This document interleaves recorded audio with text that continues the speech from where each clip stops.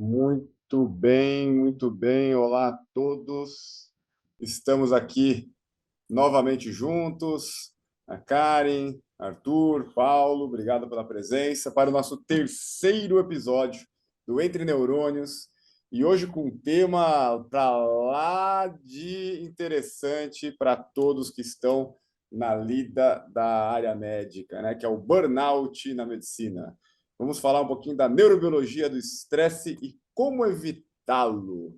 Um tema aí que não tem como deixar de falar, de encarar e de lidar com ele para todos que vivem, de alguma maneira, na área médica. Não é isso, Karen? Bem-vinda. É isso mesmo. Obrigada, Fábio. Oi, Paulo, Arthur, conosco. Muito legal ter vocês aqui. É isso mesmo. Falar um pouco disso, desse assunto, o tal do burnout, né? Kryptonita de todo super-herói, né? Daquele que tenta ter o Superman. Quem é que não tem uma kryptonita? E para os médicos, está aí, é o burnout, né? A nossa kryptonita aqui, de lidar com a saúde mental, de lidar com a saúde dos outros, enfim, os nossos mentores, enfim, tanta coisa. Vai ser um assunto bem legal para discutir hoje aqui. Que bom. Arthur, bem-vindo aí. No último, você teve um contratempo. E aí, um assunto quente para hoje, hein, Arthur? Pois é, um baita de um assunto. Primeiramente, queria agradecer por estar novamente aqui no nosso programa, e dar um alô a todos os nossos ouvintes, né? Mas sim, é um baita de um assunto muito presente no nosso dia a dia como acadêmicos e no dia a dia médico também. É aquilo, né? O cara pode ter o melhor alto desempenho possível, que se ele tiver um burnout ou ele não tiver com a saúde mental em dia, ele vai decair e isso vai impactar na produtividade dele, vai impactar no seu dia a dia. Paulo, bem-vindo. É isso aí, né? Opa. Concorda? Quer acrescentar alguma coisa? Por Qual que é a sua enquanto visão não. geral aí? Por Qual a enquanto, visão geral dessa situação? eu acho que, principalmente com os acontecimentos recentes, eu estava comentando com o Arthur mais cedo, acho que a gente vai ter uma, um armamento muito bom para comentar aqui, pelo menos das nossas experiências, né? Mas é isso, agradecer o pessoal que está assistindo novamente, né? O terceiro episódio agora, e vamos lá. É isso aí. Então, vamos direto ao ponto. Então, primeiramente, vamos tentar quebrar um mito aqui, porque toda vez que a gente fala de alguma situação emocional, é natural as pessoas, de uma maneira geral, olhar com desdém, falar, pô, não, o cara é fraco, o cara não está aguentando, ah, não, isso aí é manha, né? Enfim, existem várias maneiras que a gente ouve pelo corredor aí, até dentro de casa, do vizinho, não é só dentro do hospital mesmo, é um julgamento social, né? De que a gente, ainda mais como médico, né, ou na área de saúde, enfermeiro, que a gente tem que aguentar, tem que ser meio que o super-herói, né? Então, acho que o primeiro ponto que vale destacarmos aqui é que, de fato, o burnout não é drama, né? Não é simulação, não é fraqueza.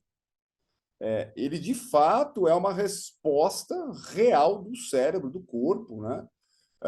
A um estresse crônico. E é isso que tem que ser sempre bem lembrado. E no nosso ambiente hospitalar, na medicina, infelizmente, ele virou uma epidemia silenciosa, porque os dados que nós temos aí referente à doença burnout, eles são assustadores. Então vejam, inclusive trago, depois a gente linka o artigo aqui nas referências do podcast, tem vários, mas eu peguei uma revisão sistemática de 2024, aqui, ou seja, há um ano, sobre a prevalência do burnout, e tem uma variabilidade aí de 20% a 80%, mas na média aí de 50 e poucos por cento. Ou seja, metade dos profissionais que estão dentro do hospital, em média, tem algum grau de burnout. Olha que loucura, metade. E ó, fazendo um confronto com a população geral, né, outras atividades, por exemplo, profissionais, o índice de burnout vai girar em torno de 20%, 10%, 30%. Sim, mas ninguém chega a esses níveis de mais de 50%. Então realmente o assunto ele é válido, ele é real, mas ninguém está comentando, ninguém está preocupado em gerenciar e modificar essa situação. E aí eu queria ouvir, Paulo, porque vocês estão lá na linha de frente acadêmica, tanto dentro da sala de aula, quanto nos hospitais, já frequentando os hospitais. E aí, como é que está essa situação no dia a dia dos alunos? Isso aí corresponde a essa estatística ou eu peguei uma estatística de outro planeta? Conta para nós, para mim, o que é esse dia a dia aí. Como é que é isso mesmo? Sim, doutor. Muitas vezes passa despercebido, como o senhor comentou, né? Uma epidemia muitas vezes silenciosa, mas na nossa universidade mesmo já tiveram estudos feitos pelos próprios alunos quanto a essa questão mais focado para a saúde mental de maneira geral. E na nossa universidade mesmo foi constatado que cerca de, se não me engano, eram 60. Me ajuda a lembrar esse dado, Arthur? Eram 60% do pessoal que respondeu à pesquisa. 50% que tinham Foi? depressão, 50%. 50%. Então tá mais ou menos casando com os dados. E, e a gente nota isso à medida que a faculdade vai apertando, por assim dizer, né? À medida que a carga horária vai aumentando, as práticas vão aumentando, as atividades extracurriculares vão aumentando, todo mundo vai ficando como se fosse fica um clima meio mórbido, sabe, dentro da sala, dentro da faculdade. Todo mundo fica desmotivado, todo mundo fica cansado, ninguém quer fazer nada. Alguns, quando não tem nada na faculdade, não tem atividade, só querem ir para casa e ficar, como posso dizer, desocupar o cérebro, entendeu? E é uma coisa realmente muito grave, eu vejo, porque muitas pessoas que a gente conhece desde o começo da faculdade, né? A gente mesmo, em determinados momentos, você sente que tem como se fosse uma despersonalização, né? Fica todo mundo meio aéreo, meio perdido e muda muito e impacta muito também. Arthur? É muito nessa linha do que o Paulo Otávio disse, mas se eu fosse complementar, eu acho que comentar aquilo que a gente conversou um pouco antes do programa, que tem esse viés cíclico da coisa, né? Tem períodos que são mais apertados, tem períodos dentro dos períodos que são um verdadeiro inferno, uma confluência astral de tudo que tem para dar errado e para estressar junto. Mas, tipo, eu cito o quinto período, um período que tinha muita coisa, mas ao mesmo tempo é uma coisa que eu gostava. Então, tipo, tínhamos várias práticas, muitas de ciústica, o que para mim eu adorava. Então, varia muito de pessoa a pessoa, né? Se você se sente pressionado pelo seu dia a dia, cada um tem o seu limiar, né? Tem até onde consegue aguentar esse estresse.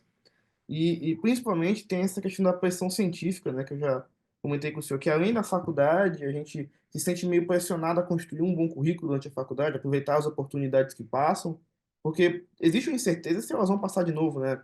É aquela máxima do cavalo selado, muitas vezes ele não passa duas vezes, né? No meu caso, eu tenho uma dificuldade de dizer não para projetos, que é uma coisa absurda. Então, passa tudo, eu pulo dentro e aí vamos organizar isso. Então, nesse momento que, por exemplo, nesse momento do semestre agora, que a gente está finalizando a submissão dos projetos de iniciação científica e as provas chegando, mais outros projetos que já estavam em andamento, fica tudo muito apertado e você sente aquela pressão constante. Só que depois afrouxa, né? Você consegue organizar isso durante o semestre, durante o período de execução, mas tem momentos que realmente é bem complicado e os alunos ficam esse clima mórbido que o Paulo disse, né? A turma fica irritável absurdamente, porque, como eu comentei até no primeiro programa, a faculdade ela tem um ar um pouco tóxico às vezes, na questão da convivência, tá? É meio difícil lidar com as pessoas. Mas nesses momentos é pior ainda, né? Qualquer coisa vira uma briga, qualquer coisa vira uma discussão e o clima fica ruim, muito ruim para aprender, para estudar, que é algo que tem que ser feito em grupo às vezes, você tem que ter o convívio e fica muito prejudicado. O Paulo, né, cara, ele citou aí até a despersonalização, e só para lembrar que a definição de burnout, nós temos três itens, né, cara, e três características. A primeira, exaustão emocional, ou seja, a pessoa perde o sentido, perde o tom, perde a reação a tudo, né, a todos, fica né? Despersonaliza, ou seja, fica cínica, não reage, está sempre cansada e com aquela ideia também da não consigo, tudo que eu faço está ruim, que abaixa a realização pessoal. Então, com esses três itens, né, exaustão emocional, cansada para tudo, sem tudo tá irritando, despersonalizada, nada dá valor e tudo que faço não dá certo, não tem um sentido, configura aí a tríade que a gente pode classificar a pessoa no burnout, né? E o Paulo, né, cara, se você acompanhou aí, ele falou, era um clima mórbido, anotei aqui as palavras. Não sei se for Arthur ou Paulo, não quer fazer nada, fica para casa sem fazer nada, não quer se envolver com nada, né? Então, assim, vai para casa, se isola, o clima é ruim, não consigo produzir nada, nada me agrada, não tô nem aí para o mundo e para todos. Fico em casa trancado no quarto. Clássico reação de burnout, né, Karen? Qual que é a visão aí que você traz para nós, do ponto de vista mental, dessa realidade? Então vamos lá. É pesado, é muita pressão, carga horária pesada, uma demanda enorme, uma responsabilidade enorme, e é um momento de impacto em que você tem expectativa e realidade. A verdade é essa, né? Então, você espera tanto quando você vai para uma faculdade de medicina, quando você vai lidar com a saúde de alguém, equipes de enfermagem e tudo mais, e aí você vem com aquela grande expectativa e aí você colide com a realidade, que é essa demanda e esse estresse enorme, e ao mesmo tempo você ainda tem que tentar balancear com a sua vida pessoal, porque você também tem que ter vida pessoal, né? O Paulo, semana passada, nós falamos, né? Fizemos uma grande reflexão do que é essa vida, né, médica, e depois de nós terminarmos o episódio, o Paulo veio com um exemplo contando sobre a vida pessoal dele, de uma festa de aniversário que você estava de plantão e que aquilo foi frustrante. Eu gostaria que você contasse essa história para gente, para todos nós aqui, porque aí eu vou usar isso como um gancho, um link para a gente continuar falando sobre essa expectativa e a realidade. O que nos leva ao burnout, que na verdade, se você for ver bem, o burnout, ele é o quê? Ele é aquele soldado que foi jogado na trincheira na Primeira Guerra Mundial. É uma guerra de trincheira. As bombas caindo para lá e para cá, e você tendo que dar conta de tudo ali. E principalmente sobreviver. Então, eu vou fazer esse paralelo, porque isso tudo traz o quê? Um estresse pós-traumático, traz ansiedade, traz depressão, que vai levando tudo a um burnout. Paulo, conta pra gente aquele caso, por favor, que você viveu, que eu acho que dá pra Conto gente sim, linkar, e aí eu sim. aproveito isso, por favor. Uhum. Obrigada. Então, né, como eu havia comentado na semana passada, foi uma situação que, agora analisando, eu penso até que foi de certa forma engraçada. Inclusive, na hora, eu entrei dentro de casa, peguei, liguei pro Arthur e contei para ele na hora. E foi o quê?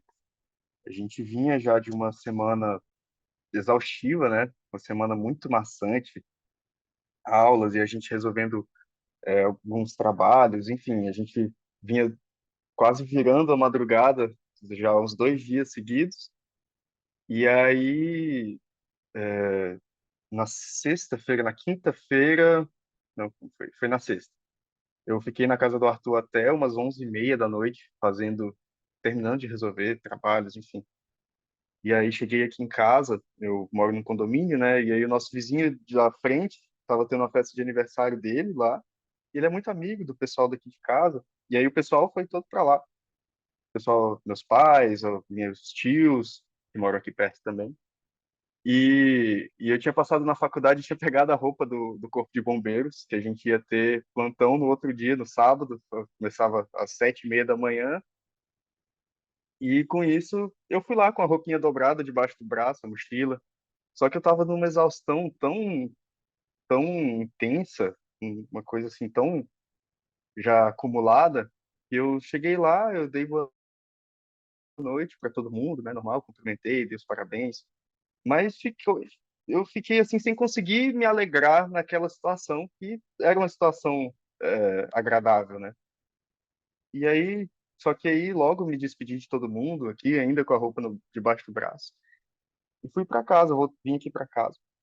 Quando eu quando eu estava atravessando a rua no escuro, assim, me deu uma que eu falei no dia, foi até uma certa epifania, né, assim, eu pensei, poxa, eu tô aqui cansado, morto de cansado, tenho que dormir cedo, ainda tinha que lavar algumas roupas para poder ir para o Corpo de Bombeiros 7h30 da manhã no outro dia.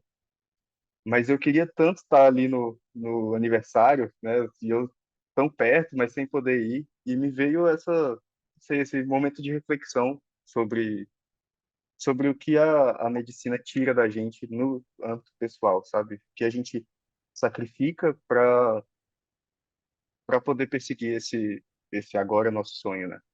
Então foi Você não isso. acha você não acha que existe ali um momento, vocês, todos vocês, e até quem nos assiste agora, nos escuta, de pensar que será que vocês não precisam começar a pensar, bem, até onde eu consigo me doar? Porque é uma doação muito grande, é uma entrega muito grande. Gente, desculpa, vocês estão escutando minha cachorrinha latir, porque eu tô aqui isolada com vocês. Eu tenho uma Golden de 9 meses, que aí ela fica, cadê minha mãe? É Então é isso aí, isso. porque aqui não tem, aqui é o mundo real. Vamos lá. Real, sem mentir para vocês, não tem como. Então, é uma demanda muito grande, é uma cobrança muito grande e uma doação que pode ir além do que você consegue dar conta, do que você consegue dar. Então, talvez é o momento de dar um passo para trás, vamos lá. Deixa eu enxergar isso aqui de fora da caixa, um prisma diferente, olhar para você com mais carinho, com mais atenção, aprender a dizer não para aquilo que realmente não vai fazer diferença para você, né? E saber qual é o seu limite. Não há vergonha nenhuma você dar esse passo, voltar e falar, não, peraí, deixa, eu preciso de um afastamento, eu preciso de um final de semana, eu preciso. Julgamento a gente vai ter para o resto da vida para tudo. Não é só a sociedade, não é só um professor que vai, um colega que pode dizer, ah, mas isso é fraqueza. Pô, meu, você não dá conta, desiste da medicina, vai fazer engenharia, vai fazer qualquer outra coisa. Você entendeu? E não Os é. Darth Vaders, que nós comentamos nos episódios anteriores. Né? Eles estão sempre presentes, sempre presentes. Então, é não ligar para isso e olhar para você em primeiro lugar, porque é você que tem que dar conta. É isso aí.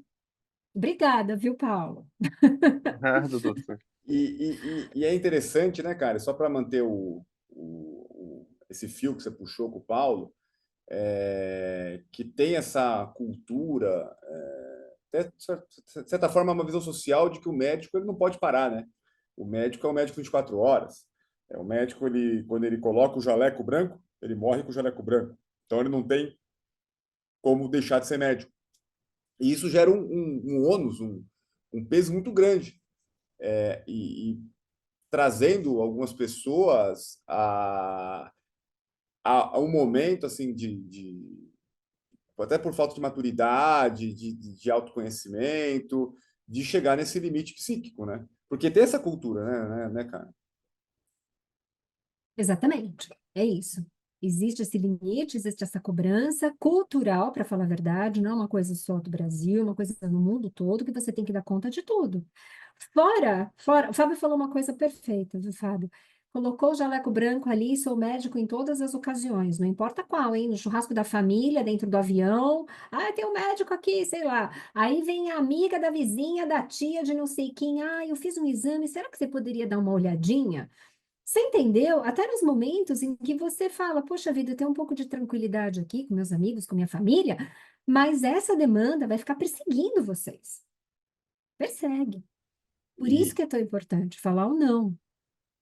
e o que eu falo para os alunos comigo, que é o perigo médico do corredor.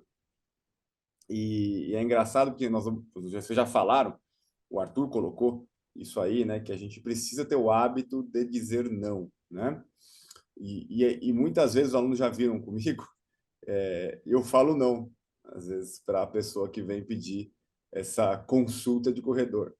Mas eu explico para eles o porquê, eu mostro a cilada, porque às vezes é só trocar uma receita, é só ver um exame, e ali ele vai se valer de uma resposta superficial, talvez para uma decisão que pode ter problema ali na frente, e aí ainda vai achar que você que foi o culpado.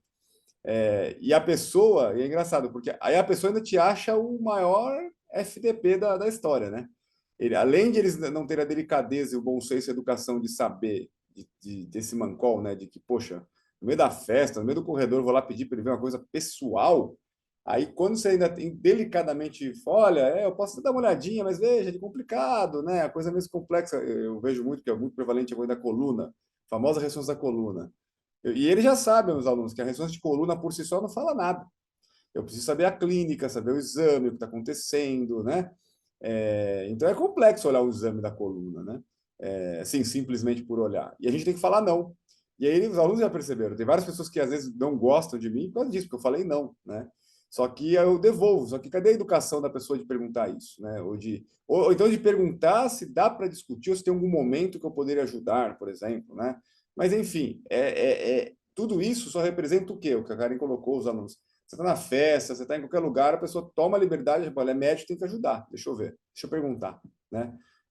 Então, é um peso real e disseminado. Acho que não tem como. Nós temos que saber que existe e driblar isso, né? Uhum. Então vamos lá. Agora eu vou fazer o seguinte. Agora eu acho que está na hora de provocar vocês aqui de uma certa forma. Vamos ver o que acontece. Arthur, você foi um que falou assim: ah, é difícil falar não, né? Vem uma coisa, vem outra, eu vou lá, não, não. Aí tem uma coisa bacana. Tem um vídeo no YouTube. Ele é um ex-agente do FBI, esse senhor. O nome dele é Joe Navarro. Vocês podem procurar no YouTube. Tem vários vídeos dele. E ele trabalhava no FBI fazendo uma leitura corporal das pessoas que eles estavam investigando, interrogando e por aí vai. Ele trabalhou vários anos no FBI, se aposentou, mas não parou. O que que ele fez? Hoje ele dá consultoria. Ele dá cursos e consultorias para grandes empresários, palestrantes, presidentes americanos, políticos americanos. Ele é uma sumidade, é uma graça, é muito legal. E aí, num dos vídeos dele, em que ele fala da linguagem corporal, ele fala uma coisa assim muito bacana. Ele diz assim: olha, eu vou dar um exemplo para vocês. Como é que a gente diz não? Por isso que policial usa esse sinal aqui para te parar. Isso aqui é muito importante. Usar a sua mão. Ela impõe o quê? Uma barreira, uma parede. Tá? E aí, Paulo, eu vou fazer uma brincadeira com você agora. Que ele faz num dos vídeos, e eu quero fazer esse teste aqui com você. Tenta me convencer de alguma coisa. Vamos supor, sei lá, tem um evento, qualquer coisa, você vai tentar me convencer. Mas você tem que ser aquele cara chato, tá? Você vai tentar me convencer. Eu vou fazer de duas formas com você. Vamos lá, por favor. Fala da festa de hoje à noite, que a cara tem que ir lá como convidada, lá para dar uma palestra no meio da festa. Oh, vão Doutor, adorar. então, vamos ter uma festa hoje à noite, festa da Atlética. Vai lá, Arthur, me convence. Vai lá. Paulo e Arthur, eu quero os dois. Vamos lá, me convence. Arthur, você que é o que fala assim para tudo. Vamos lá. É Então vai, verdade. convencendo os dois. Vamos. Vai ter muita gente importante lá. O pessoal, eles querem ouvir o que a senhora tem a dizer. Eles são Ai, muito... gente. Desculpa, não dá. Eu não conheço ninguém, não sei nem quem é o público. Vai ficar mal. Não, obrigada. Vai lá, gente. Vamos lá, convence. Mas, Seja. mas vamos, vai ser legal, Não, não, vai obrigada, ter gente. tudo liberado para a senhora, Ai, espaço. agradeço. Nossa, tudo liberado. Obrigada, agradeço. Não, valeu, obrigada. Agora, olha a diferença, hein? E eu aqui. Não, não, obrigada. E aquela insistência. Não, come só mais pedacinhos de bolo. Não, a tia fez aqui. Vamos lá, né? Ah, não, tem só mais um trabalho aqui para você fazer. Vamos lá, você dá conta dessa pesquisa. Eu preciso de você nesse grupo aqui, etc. E aí vai. Olha a diferença agora. Ele ensina uma coisa que eu falo assim: a linguagem corporal é importante, vocês, médicos, futuros médicos, todos nós temos que aprender. Existe um limite. Ele falou: você vai fazer o seguinte: é uma questão de prática, a gente tem que treinar. Não, obrigado. Não, obrigado. Um não firme, a mão na sua frente, quanto mais aberto os dedos, mais você mostra uma barreira. Você vai ver se a pessoa vai querer continuar tentando te convencer. Esse não, obrigado, é uma barreira que você impõe. Dificilmente alguém vai ser chato o suficiente para tentar ficar insistindo. Não, agora não, eu estou ocupado. Pode ser outra hora? Olha, não, não é minha área. Melhor você procurar um outro especialista. Não, eu já estou envolvido com projetos demais nesse momento. Eu quero dar conta do que eu tenho. Obrigada. Não, é uma questão de prática. Vamos tentar? Aproveitando esse detalhe do não, Karen, só para aproveitar, não é o tema de hoje, mas é algo que eu comento muito com os alunos, não só como médico, mas acho que o que você acabou de colocar, esse tema ele se avança para o convívio social, que é a linguagem corporal, né? Então, toda vez que nós vamos interagir com alguém, existe uma linguagem corporal embutida na linguagem da fala e da expressão. E ela transmite informações que podem reforçar ou contradizer o que a palavra está falando. Dizendo, né, emitida por via sonora, né? Então, você acabou de colocar, e o que eu falei no ensino dos meninos, o médico tem que dominar isso. Não só para se valer e evitar, como é o tema de hoje, o burnout, tipo, dizer um não, né? Sim, sim. Olha, não, obrigado, eu agradeço muito, mas eu estou no meu limite. Obrigado. Pronto. Então, você falou, ser curto, né, grosso e mostrar com a linguagem corporal que não dá para fazer mesmo, né? Vocês têm que aprender a se proteger, isso é importante. Mas é um tema que a gente pode depois discutir aqui mais sobre Opa! o poder da linguagem corporal para convencer Sim. alguém, para entender se a pessoa está mentindo, se a pessoa está falando algo, escondendo alguma coisa, se ela está sendo transparente, se ela está gostando do papo, está interagindo com você. Então, tem várias maneiras de identificar, né, o que está acontecendo. Mas eu queria aproveitar um pouquinho aqui, a gente falou, assim, deu uma visão geral, e para especificar um pouquinho neurobiologicamente, né, que é até o título do nosso podcast, o que ocorre para chegar no burnout, né? Porque, primeiramente, nós temos que entender o seguinte, o estresse, porque o burnout é uma reação do corpo, como a gente falou, a mente, ao estresse, certo? Mas o estresse agudo, ele é necessário para vivermos. Sem estresse, a gente não sai nem da cama, né? Então, tem que entender que é o estresse crônico, né? E esse estresse crônico, ele vai levando a quê? Como nós acabamos de falar, esgotamento emocional, vai ficar, como o Paulo colocou, vai despersonalizando, ficando cínica, vai reduzindo a realização profissional, vai tendo aquela ideia de estar sempre cansado, nada interessa, tudo que produz não vê resultado. Então, esse tipo de estresse vai impactando o corpo fisicamente, não é só comportamental, porque ele gera repercussão emocional, que a gente acabou de falar, mas gera repercussão cognitiva, metabólica e imunológica.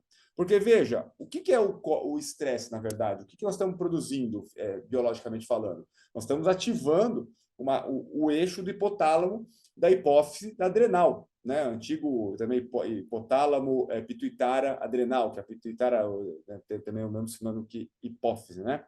Então, quando você tem um evento estressor, você vai deflagrar o estímulo do hipotálamo com o hormônio CRH lá na hipófise, e a hipófise, por sua vez, vai produzir o ACTH, que vai estimular a adrenal, lá na suprarrenal, e a adrenal, por sua vez, vai produzir o famoso cortisol, que é o corticoide endógeno, e esse vai ter aplicação em todo o corpo. E o que ele faz?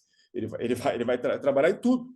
Então, ele vai trabalhar no sistema, por exemplo, imunológico, ele vai diminuir, por exemplo, lógico, na fase aguda ele vai defender a gente, ele vai melhorar a dor, ele vai te ativar o sistema imunológico, ele vai te colocar em pé. Mas, cronicamente, o que acontece? Acho que esse que é o ponto. De tanto ser produzido, você vai ter no começo um pico. Mas depois, com a fadiga, ele desce. Por quê?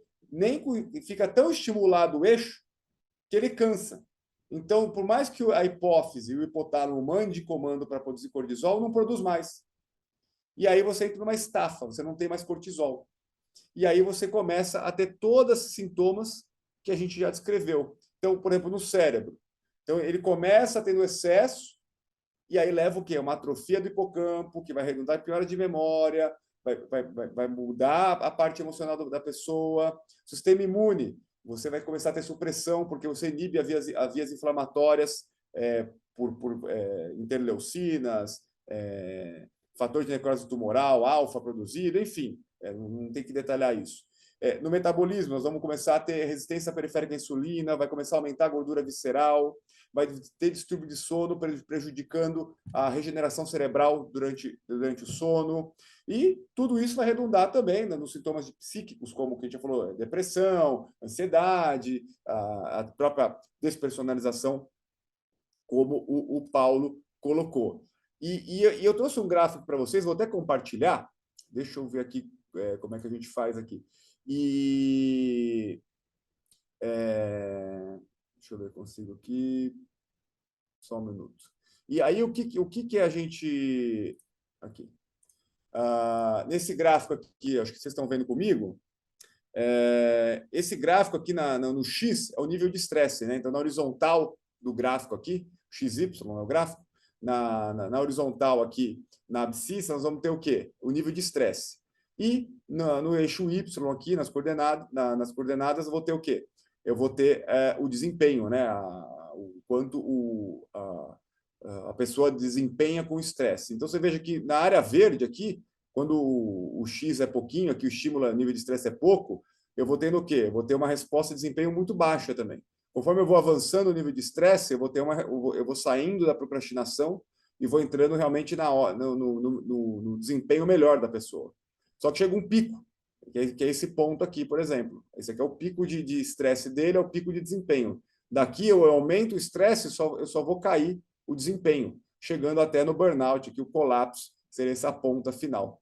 Então, e outra coisa então formando como se fosse uma curva de Gauss aqui, né? Uma campânula invertida, um sino invertido, né? E lembrando que esse ponto médio do melhor performance, ele é individual. Tem pessoas que ele pode ser um pouquinho mais curto, tem pessoas que ele pode ser um pouquinho mais longo. E mesmo para a mesma pessoa, dependente da área que eu estou provocando esse estresse, se é físico, se é mental, se é exata, se é humana, essa pergunta, esse ponto também vai variar. Então, mostrando para nós aqui, parei de compartilhar a tela, que a gente precisa do estresse, mas precisa dosar exatamente o ponto daquela pessoa para que seja que traga os benefícios de produção, de viver, né, bem produzindo. Então vocês vejam, né, que tem aqui a explicação real do que acontece. Que quando a gente fica falando só das sensações, o cara está cansado, o pessoal não faz muito essa conexão.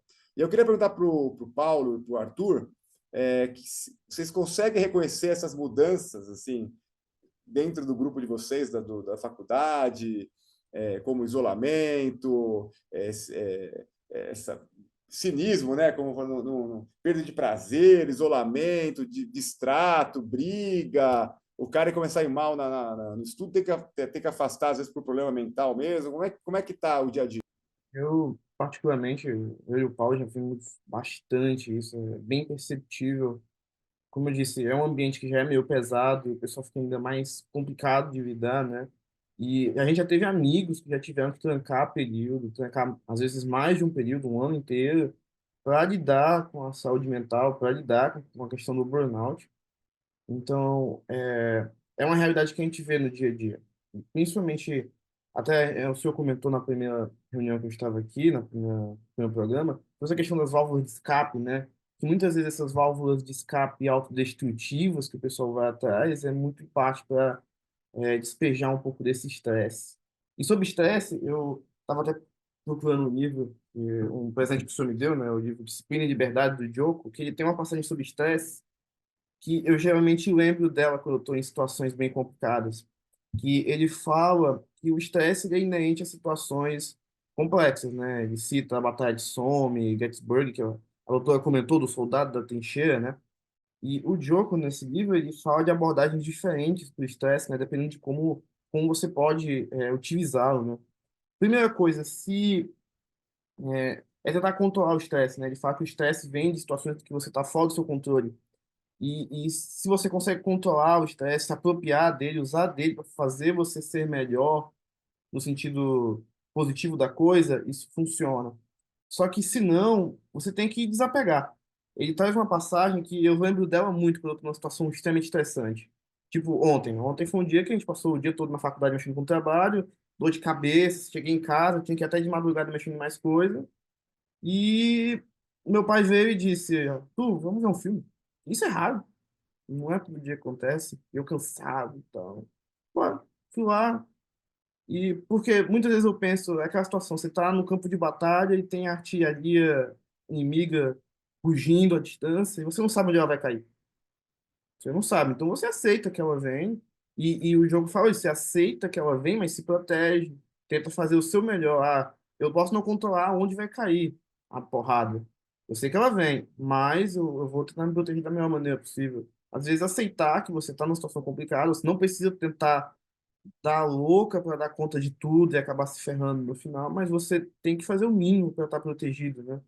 Então, eu assistir o filme com ele, depois fiquei até as 3 da manhã mexendo no trabalho, mas eu sabia até onde eu queria ir, até onde eu conseguia ontem. Então, tipo, acho que esse é um ponto importante que eu queria trazer.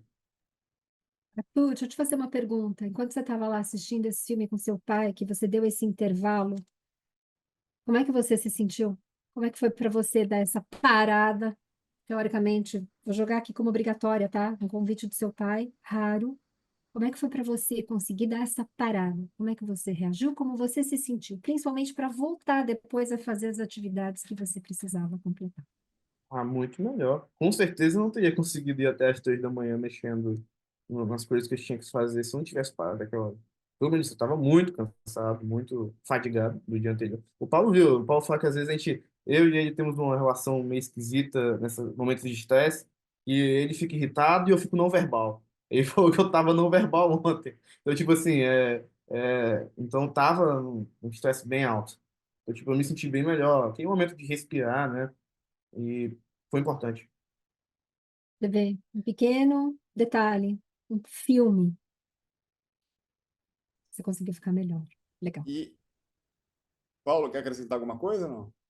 Eu só ia completar que ontem foi puxado, cara. Ontem, a hora que terminou tudo, eu acho que eu tava vermelho de raiva, assim, sabe? Um estresse. E o Arthur simplesmente, a hora que acabou tudo, ele, tchau. E só isso, ele vazou, foi embora. Agora, eu acho legal, né, Karen, porque, veja, pelo menos algo de positivo aqui. Eles se conhecem, eles conseguem. O termômetro apita para cada um por uma maneira, né? Então, qual que é a mensagem aqui? Todo mundo tem seu termômetro, né? Eu vou falar um pouquinho do meu. Às vezes eu estou tão estressado, é engraçado. Às vezes eu tento estudar à tarde, quando tenho um tempo, eu não consigo, porque o dia vai me consumindo, vai me acelerando. Aí eu acelero fácil. Aí se eu tento sentar para ler um artigo, preparar uma aula, ou mesmo fazer uma leitura simples, por exemplo, né? Que poderia ser até uma maneira de desestressar. Ler um livro qualquer. Eu não consigo. O ato de ler, mesmo que seja uma coisa fortuita, me estressa, porque eu não consigo frear o cérebro. Então é aí que eu lanço mão o quê? A hora que eu vou dar uma corrida, e não precisa correr muito, não. Você dá uma corrida de 15 minutos. Né? Eu lembro na residência, contar para vocês aqui, os caras até me conheciam lá, que você acabava o dia 11 da noite, 10 da noite, e tinha que voltar 4 e meia da manhã, 5 da manhã, às vezes, depende do estágio que estava, né? Era todo dia isso, claro, né? Mas às vezes eu precisava correr, né? E que horário que sobrava? Meia-noite, 11h30, meia-noite e meia. Só que eu não podia ir longe, que eu fiz a Unifesp, né? Como alguns sabem. A gente estava perto ali do Parque Ibirapuera, então na faculdade a gente descia correndo a Pedro Toledo, ia lá para o Ibirapuera correr com o atletismo e voltava, né? E como é que eu não dá correr no parque 11h30 da noite, tudo perigoso até. Então o que eu fazia? Eu corria em volta do hospital ali, não só no hospital, mas eu dava uma volta maior. Eu ia até mais ou menos ali a 23 de maio e voltava e subia correndo esqueci, não é Loefringen, acho que era Loefringen, eu subia correndo. Eu descia a Petoleto, subia a Loefringen ali pela Rubem Berta e entrava, já morava na moradia ali perto na Napoleão de Barros ali, e pum, já ia pro banho, dormia, então, assim, era 12 minutos correndo, e aí muito colega via eu correndo lá de noite. Falava, aquele cara é louco, bicho, eu vi o Fábio correndo meia-noite e meia. Mas era a única maneira que eu tinha de dar aquela desaguada, aí caía na cama, e nesse caso era para tentar dar uma esvaída do estresse acumulado, né? Mas o ponto aqui o Fábio, ele corre e resolve. O Arthur, o ato de ter visto um filme com o pai, ajudou. Mas talvez, se vou me inverter aqui e pegar esses exemplos, se visse o filme com o pai, talvez não ajudasse. E para o Arthur dar a corridinha das luzes também não ajudasse. Então não tem um protocolo para cada um. Tem que ter um autoconhecimento. Mas tem que lembrar que todo mundo precisa se conhecer nesse ponto, né? Porque É invariavelmente a gente necessário. chega, a gente bate nesse muro, né? Invariavelmente, independente do momento e dos objetivos, né, cara?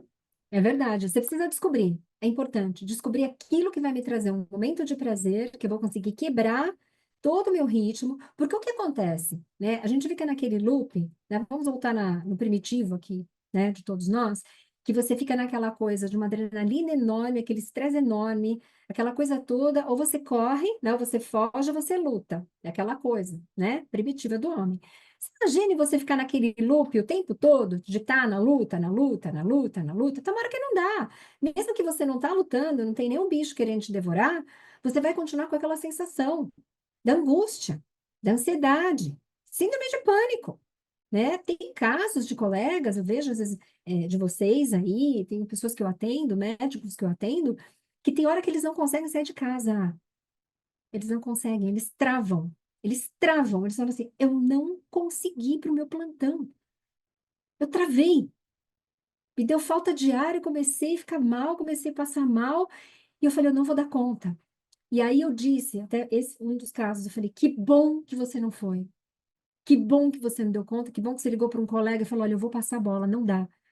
Porque ele não teria dado conta, né? Aquele nível de atenção, acabou, ele nem tem atenção nenhuma para o paciente, para o que ele tinha que fazer. Então, como é importante você reconhecer e pedir ajuda nesse momento e falar, olha, eu não dou conta, eu não vou. Não vou. E aí, realmente, encontrar quais são suas válvulas de escape. Pode ser qualquer uma. Correr, assistir um filme, culinária, música, fazer um trabalho voluntário com animais, sei lá, né? Então, qualquer coisa que seja, é necessário. Isso não é fraqueza, isso não é, ao contrário. É saber reconhecer o seu limite e, às vezes, você realmente precisa trancar por um tempo. Você tranca ali, né, por um período, 2, sei lá eu, porque fala, eu não vou dar conta agora. Então, ao invés de ter um burnout, cometer um erro grave, pode acontecer isso, né? Você reconhece, dá um passo para trás e fala, eu preciso disso para mim, tá? É isso aí. Fala, Arthur. Não, só para complementar o que a doutora Karen comentou, uma das formas que eu reconheço que eu tô mal é que eu começo a cometer erros em cadeia, entendeu? Às vezes, nessas situações, eu esqueço da rotina. Tem isso aqui para fazer, não, vou fazer ali, vou fazer amanhã, tá horário. Aí quando eu vejo, já tinha algo marcado naquele horário. Aí não, então bota para esse. Aí quando eu vejo, já tinha algo naquele outro também. Aí não, então vamos fazer isso aqui. Aí vou, não, tá errado, por causa daquela outra situação que eu deixei de resolver antes. Então começa a ter vários erros em cadeia. Isso é muito perceptível nesse momento. O povo chega em mim e fala, Arthur, você falou isso aqui, isso aqui. Eu falei, eu não sei como responder. Eu não sei o que dizer, que eu entro num automatismo nessas situações que gera esses erros em cadeia. E quando isso acontece perto de uma semana de prova, é terrível, entendeu? Porque você tem que se Um acalmar caos. para conseguir estudar e conseguir ter respostas assertivas. No momento em que tudo que sai da minha boca, às vezes, são respostas não assertivas. Então, é importante ter esses momentos de desestressar, né? Saber controlar e saber aceitar o estresse quando ele está presente, né? Sim, e só complementando tudo isso, tanto que a doutora Karen, quanto você falou, Arthur, acho interessante essa questão da gente promover o nosso autoconhecimento dentro do estresse, dentro do nosso estresse, né? E associar com a válvula de escape de cada um, porque com isso muitas vezes a gente consegue às vezes avançar um pouco o nosso no gráfico lá que o Dr. Fábio trouxe, a gente consegue às vezes adaptar a nossa resposta ao estresse, melhorar a nossa a nossa performance sob estresse, entendeu? Então, muito bacana, eu percebi isso um pouco. Eu, nos últimos períodos, a gente tem conseguido, a gente pega todo esse estresse que a gente recebe e aí a gente usa isso para melhorar a nossa resposta. Eu consegui notar isso nesses últimos tempos. É uma coisa bacana. Exatamente isso que o Paulo falou. Tipo, a gente está comentando aqui situações que acontecem, que a gente chega em uns limites, como foi esses dias, mas se pegar o que é a gente lá no início, a gente não estaria nem perto do que a gente está fazendo hoje com esse grau de estresse, né? A gente já teria tido problemas muito antes, com coisas muito mais simples e mais tranquilas, sabe? Então, realmente, a gente está Dá para notar que houve uma evolução nesse grau de como mensurar e como trabalhar sob pressão. E, Exato. e aqui eu queria trazer, até como a gente já amadureceu o conceito, já expusemos o problema, cara. Mas aqui eu queria trazer o seguinte: veja como que é legal, conforme a gente vai avançando a discussão, como a gente pode aprimorar e deixar mais técnica e mais instigante a reunião. Nós estamos falando da problemática do estresse crônico, que redunda, a gente sabe, 50% do público aí que trabalha na área de saúde lida com burnout. Ou seja, está com dificuldade no manejo da curva que eu mostrei para vocês daquela campanha. Estão passando o ponto médio, entrando na área de crise, onde reduz a performance.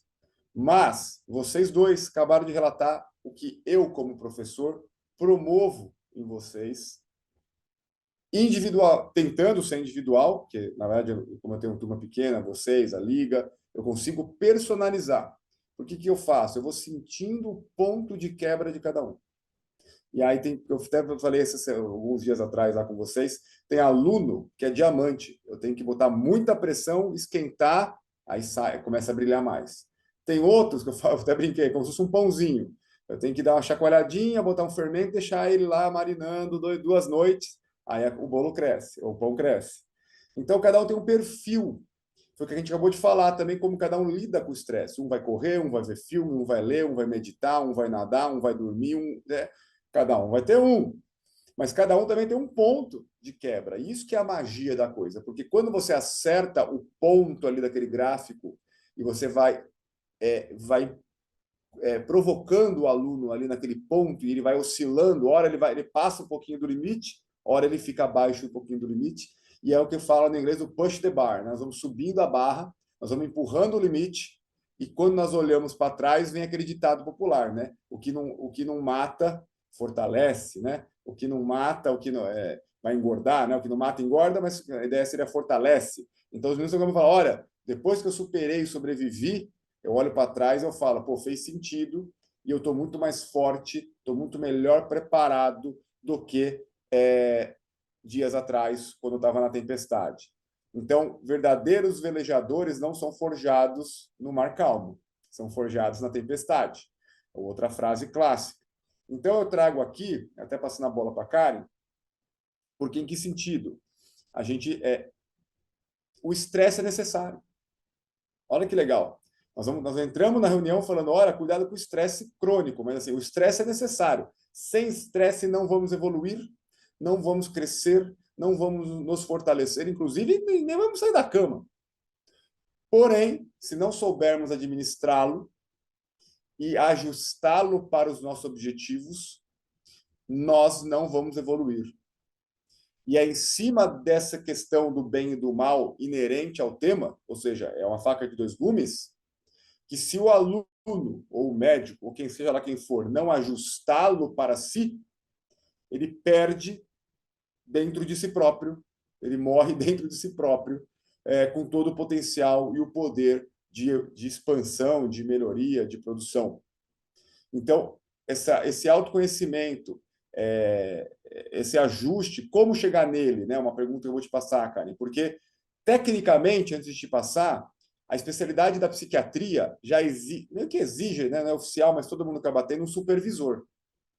O psiquiatra, normalmente, tem um supervisor mais velho, onde ele tem reuniões quinzenais, semanais, cada 10 dias ou mensal, para falar sobre o dia a dia, desabafar, um cara mais velho, para poder estar gerenciando esse ponto de crise, né? Vamos dizer assim, da curva que eu mostrei para vocês, da curva de estresse. E a maioria de nós, os médicos, não tem. Então, falta o quê? Eu não sei, o mentor, o tutor, o professor guia, o melhor amigo que conhece um outro, aqui a duplinha ficou bem claro, um conhece o outro e consegue dar dica, né? Então, lembrar que a gente tem que pedir ajuda quando achar que está ruim, como você falou, cara, não vou no plantão, não vá, né? Vai ser pior. Segundo, como que eu me conheço, como que eu procuro, então, como que eu posso ajustar para mim, como é que eu acho, ou me acho, né? Em termos de qual é o meu ponto e como eu gerencio ele, né? E qual seria a recomendação, meio que geral, para todo mundo ter esse manejo, administração em longo prazo? Consegue dar um arremate para nós, Karen, assim, sobre essas situações? Vou tentar, bastante coisa. O tema exige aqui, né? Então é o seguinte, olha, você citou uma coisa muito importante. Na psiquiatria, na psicanálise, isso é fundamental, hein? Na psicologia deveria ser também. Nós temos um tripé aqui. Qual que é? É você sempre estar em busca de conhecimento, porque tudo muda o tempo todo, então você tem que estar sempre atualizado. A segunda é você estar sempre atendendo, você ter contato com o meio que você escolheu trabalhar. E o terceiro, você está sempre em supervisão. Estar sempre tendo alguém que lhe guie. Ter alguém que lhe guie, na verdade, né? Um mentor, um supervisor, alguém que seja bom e que consiga te nortear, te dê um norte, né? Você, Fábio, foi uma coisa muito interessante que você disse. Você tem a percepção, nem todos têm.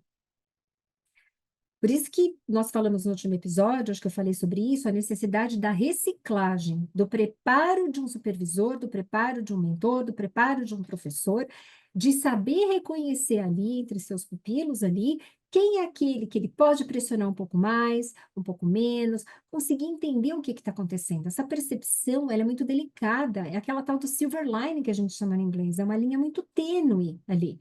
Então, você, com seu conhecimento, né, esse professor deveria ter, pelo menos, reconhecer até onde pode se ir ou não com aquele aluno. Quem é aquele que dá conta, aquele que não dá, aquele que você fala, olha, tem talento, eu vou lapidar, esse aqui está precisando de ajuda. Isso sim é ser um professor, ser um mentor. Essa é a verdade, né? Bem, vamos lá. Então, o que dá para fazer? Vamos quebrar os ovos aqui, porque é necessário, tá? Para se fazer esse omelete.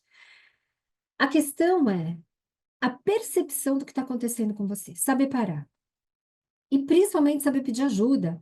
Uma coisa que uma tecla que eu bato e vou continuar batendo. Olha, se estiver aqui nos assistindo agora, nos escutando agora, professores, né, os docentes no caso, nós temos coordenadores, reitores, quem quer que seja, que tem o poder nas mãos de conseguir, como é que eu vou dizer, desenvolver dentro da sua instituição um serviço adequado de saúde mental, de atendimento de saúde mental para os seus alunos, eu agradeço. A sociedade agradece. Os médicos que estão aí se formando, que já estão aí trabalhando, agradecem. Então, se vocês tiverem, esse centro universitário, tiver algum local para onde esse aluno, para onde esse futuro profissional, para onde os médicos, hospitais também, eu estou falando não só, estou falando aqui de universidades, mas vamos falar de hospitais também.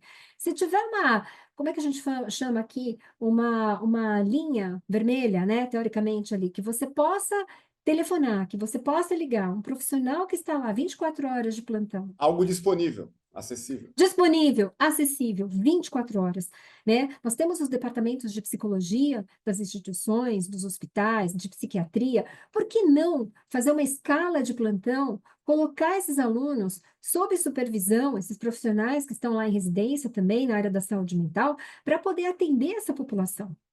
Se você tiver esse feedback, isso vai ser muito bom. E eu colocarei ainda um detalhe que seria mais viável, porque até um aluno um dia citou para nós aqui em umas reuniões que às vezes quem é o supervisor ou o médico ou o psicólogo ou o psiquiatra que vai te atender é alguém que frequenta o seu meio do hospital, então quebra um pouquinho que a pessoa fica com vergonha, vou lá reclamar pro cara que eu tô com, né? Então hoje com telemedicina você pode contratar uma equipe de outro estado, Sim, que não tem vínculo nenhum, e a pessoa vai se sentir muito mais confortável de desabafar, de falar com ele as suas fraquezas, porque ele não pertence ao grupo do dia a dia dele. Então, se exato. conecta mais. Você faz o intercâmbio de serviços. Na verdade, é isso. As instituições, os hospitais, as universidades podem muito bem fazer esse intercâmbio, tá? Isso é Excelente excelente, proposta. entendeu? Vamos fazer um intercâmbio de saúde mental. Eu coloco aqui minha equipe, meus alunos, né?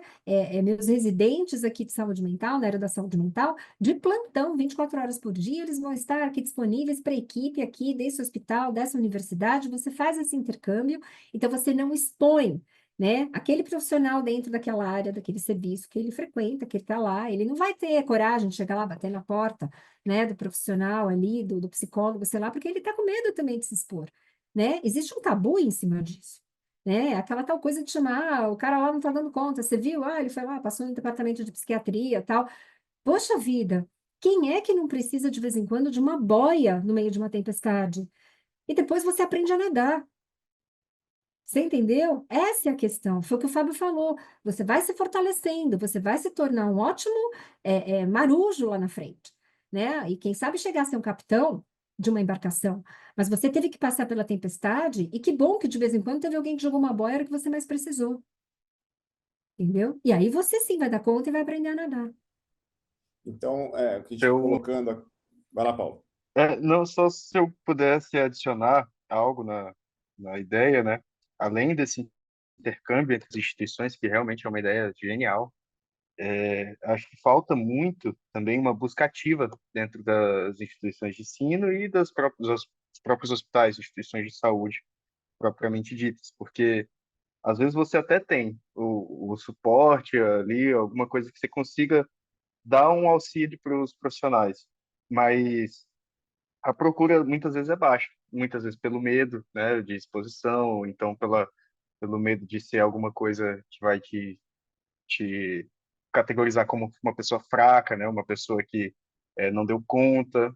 Então, eu acho que é uma percepção que eu tenho quanto a isso também. Uma busca ativa seria Então, Paulo, agora você interessante. citou num ponto muito delicado. E eu vou agora ter que colocar esse dedo na ferida. Essa eu acho que é a minha obrigação.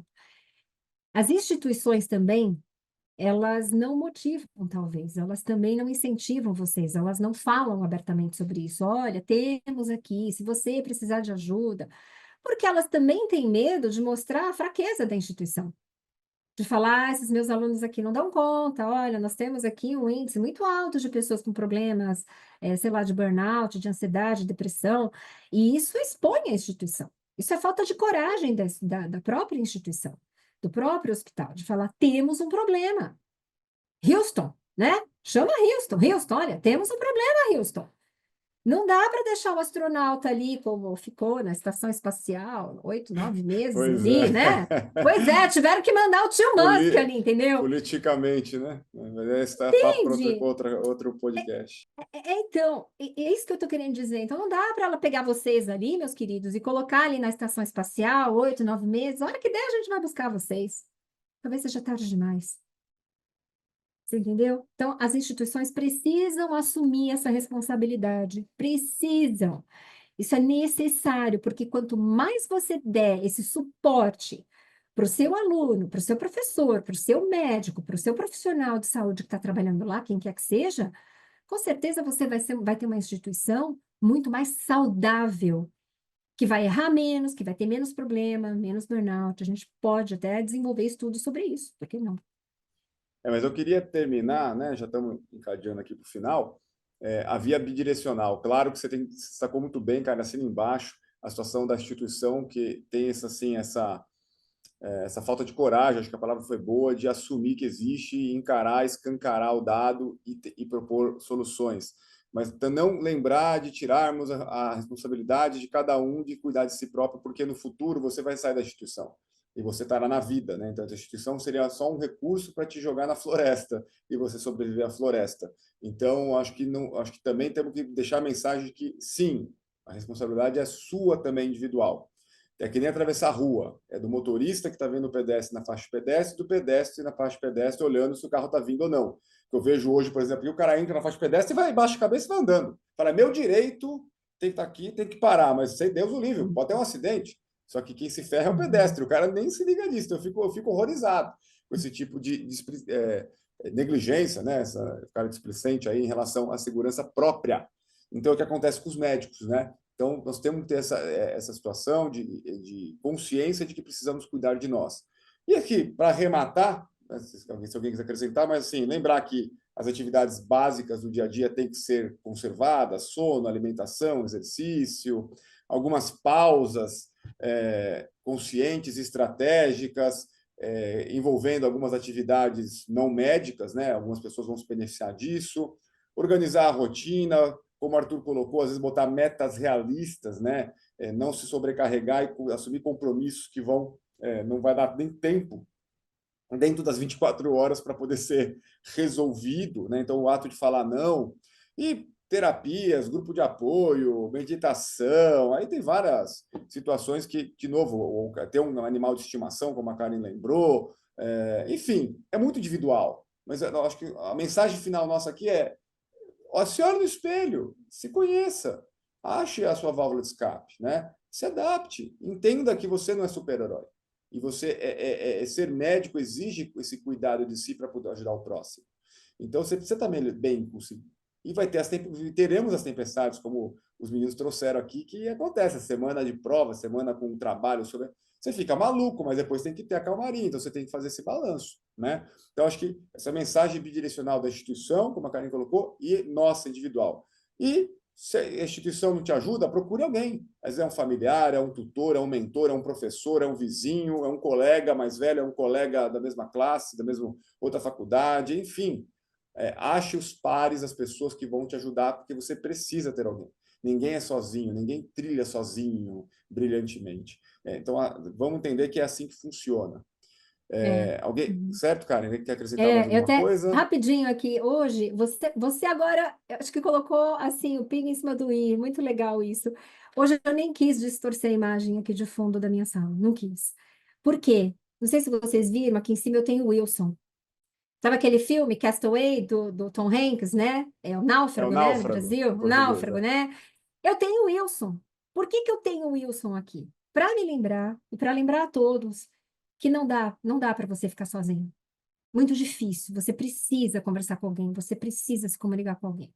Muito importante, porque senão você fica maluco. Então, esse filme é um grande exemplo. Então, eu deixo o Wilson aqui para vocês para dizer que não dá para ficar sozinho. A gente precisa pedir ajuda de vez em quando. Então, chegamos aqui ao final de mais um podcast, agradecendo a presença de todos, Karen, Paulo, Arthur. Então, assim, a mensagem final, lembrar a todos que vocês não estão sozinhos, né? Tem saída. Procure aí um hábito que te ajude a esse equilíbrio emocional, mental. Você não é super-herói, então no caso aqui, a maioria que nos ouve é da área da saúde, é médico, então você decidiu ser médico, enfermeiro, é uma condição de vida, mas aquilo não representa a sua vida. Você tem que cuidar da sua vida para poder exercer aquilo, né? E burnout, então, não é falta de força.